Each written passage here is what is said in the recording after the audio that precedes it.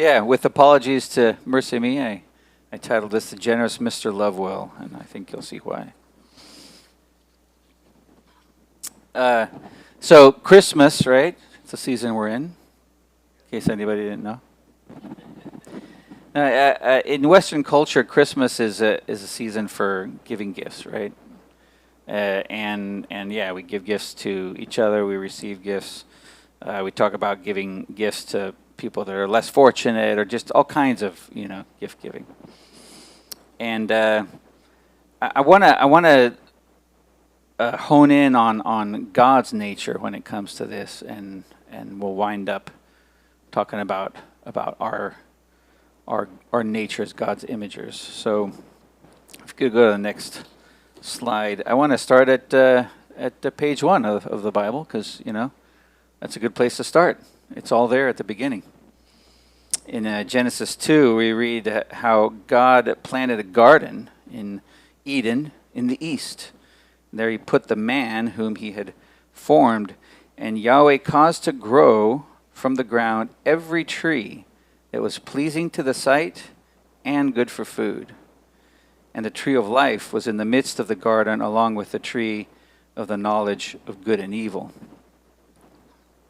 What I love about this, the phrase I love most about these verses is the tree that was pleasing to the sight and good for food.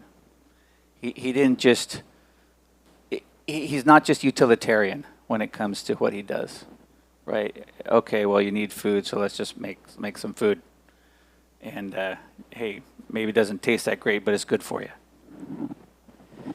But he also created trees that were just for beauty, that were pleasing to sight.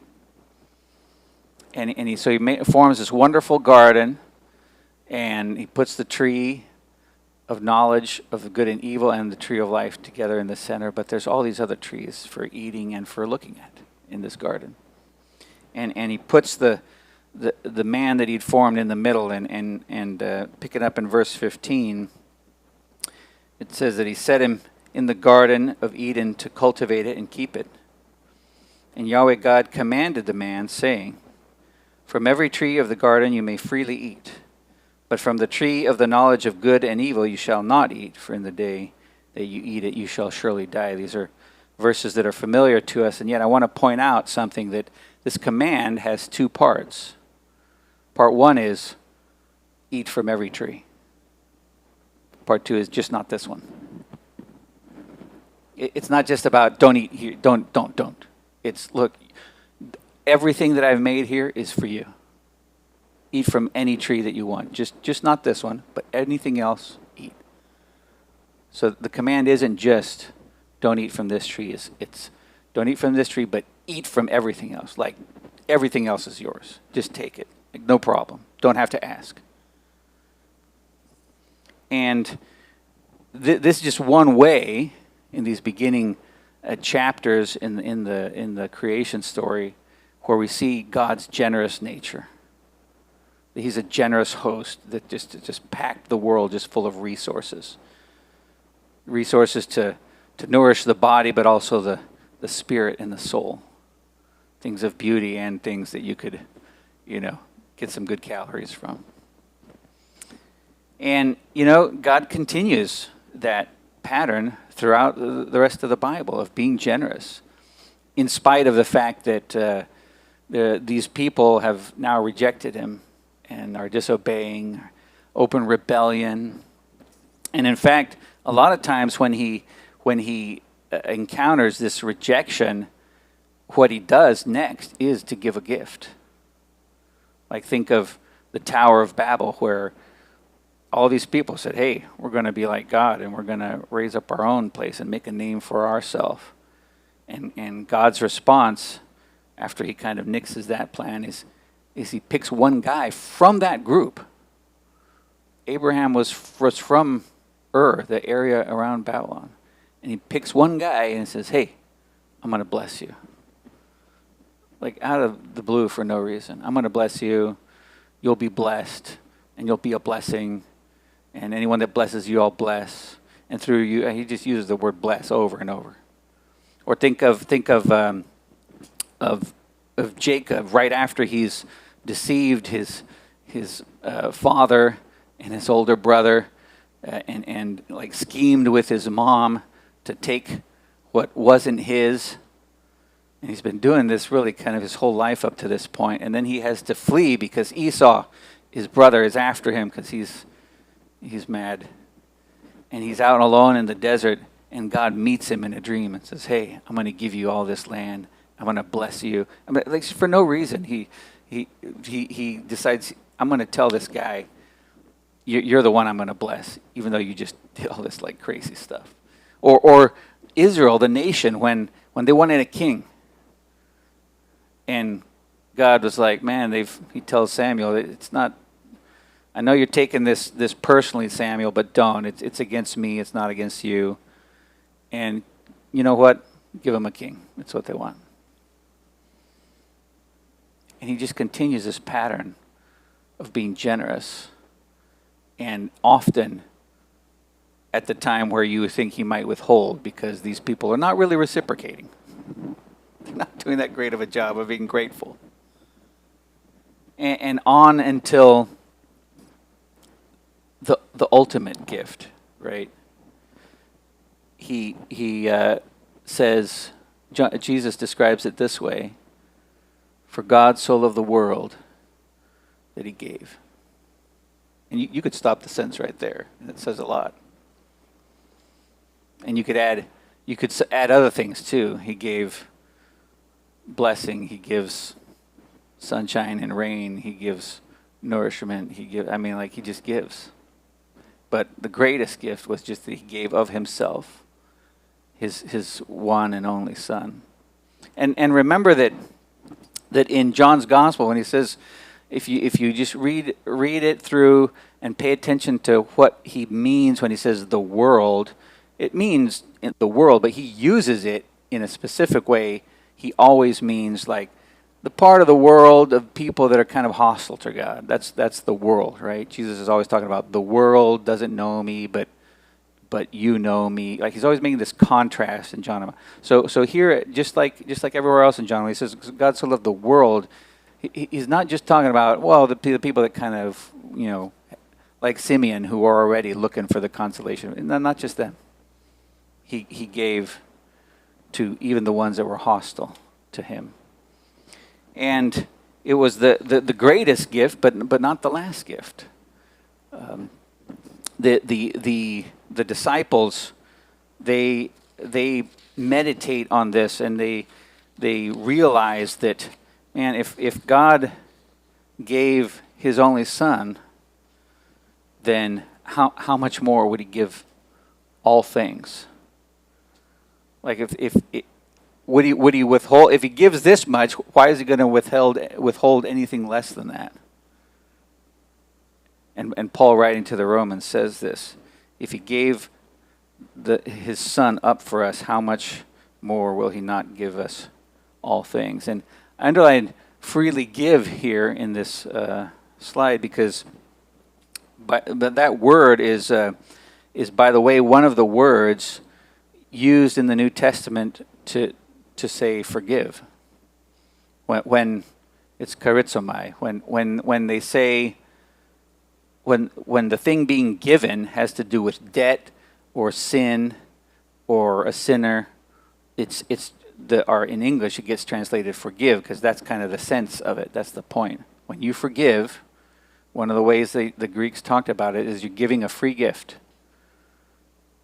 Right? Somebody owes you something, and you're kind of canceling that. There's another word that talks about release or cancellation of debt. So there's kind of two main words. But I just thought it was interesting that Paul is using the same word, this free gift. All things. All things. And in fact, based on the nature of God as revealed in the Old Testament, and how Jesus revealed God to the disciples, they saw the Father as the source of all good gifts. James, writing to his hearers, says, "Don't be deceived, my dear brothers. Every good and perfect gift is from above. It's coming down from the Father of lights, in whom there is no variation or shadow of change. Every good gift and every perfect gift. He says that there's a deception out there that wants to say that there are other sources of good gifts. Like maybe it's me. Maybe I'm the one that got this for myself. Maybe I achieved and I worked hard and but they say no, that's a deception. Everything that's a good gift or a perfect gift comes from God. No matter what hands it passes through in between, it comes from God. If you remember from what we've our sermons on the book of Hebrews, that word perfect there's the Greek word teleos. It means complete or whole, right? Something fulfilled if it's like a more of a verb. So every perfect gift, like complete and whole gifts, come from Him. Isn't this a great Christmas message? Yeah, He gives gifts. But I don't want to stop there and just say, oh yeah, Christmas gifts, easy connection to mate. I don't want to borrow a metaphor from someone. I don't want to just give you a sugar cookie, something that tastes good, goes down easy, and has empty calories in the end. I want to challenge you a little bit too. Something that will really nourish you if you let it, if you eat it. And so I'll move on to a couple things that are results of this, of the way the world is, of the way God is, of His generosity and how He created the world. So the first one has to do with humility and thanksgiving. Paul, when he's writing to the Corinthians had this problem that they were all kind of like, hey, I belong to Apollos' clan. He was another apostle, and some were like, hey, but I'm with Paul, and others were like, hey, I got you, like in Sunday school when you didn't know what the answer was, but you knew it was Jesus, right? We're of Christ, some would say, and so that kind of trumped the Paul and the Apollos guys, and there's just a lot of like wrangling and one-upping each other, and he's talking to them about this, and near the end of what he's saying, he I'll just pick this up in verse 7. He says, "For who concedes you superiority?" Like who's saying, yeah, you're the best. What do you have that you did not receive? Think about that. What do you have that you have not received? And if you did receive it, why do you boast as if you did not receive it?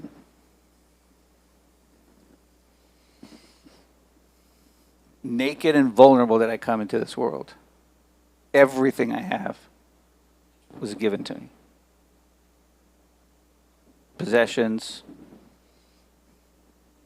abilities, opportunities. Look, what did I create on my own? My own existence is a gift to me. Like God made me and said, here, you get to be. There's nothing that I have that I haven't received.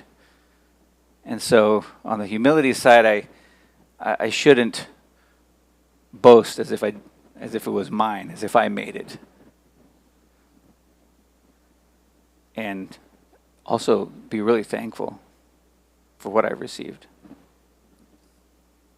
In Deuteronomy, Moses, when he's warning the Israelites, he says, hey, when you go into the land, it's going to be awesome, and you guys are going to like till the land, and there'll be all this fruit, and it'll be great. And when that happens, like make sure you don't think, hey, look at all this wealth that I've gained for myself, and that you start to turn away from God. And he says, He says this, realize that it's God that gives you the ability to make wealth. It's all a gift, right? If I'm smart and good looking, and well, I won't self-indulge and heap more adjectives on it. No, anything I have or don't have, right? Anything I have is something that God gave. Like I couldn't make myself be any of those things, right? Anything you have is something that God gave you.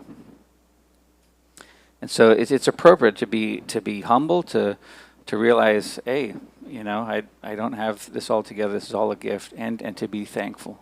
To be thankful. And then secondly, I want to end here with just some things that Jesus said. Man, the Sermon on the Mount, it packs a wallop. And this is kind of in the first third of it.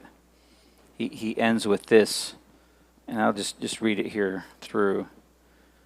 He says, "You've heard that it was said, 'Love your neighbor and hate your enemy.'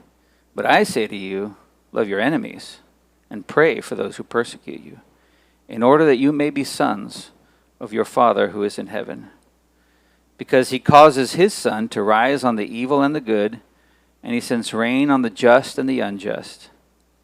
For if you love those who love you, what reward do you have? Do not the tax collectors do the same? And if you greet only your brothers, what are you doing that's remarkable? Do not the Gentiles also do the same? Therefore, be perfect, as your heavenly Father is perfect."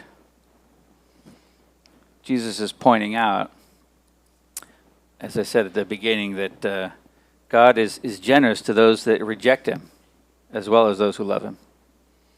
And in fact, we all started in the rejected him camp, and it was an offer of forgiveness, the charizomai, the free gift that enabled us to switch sides.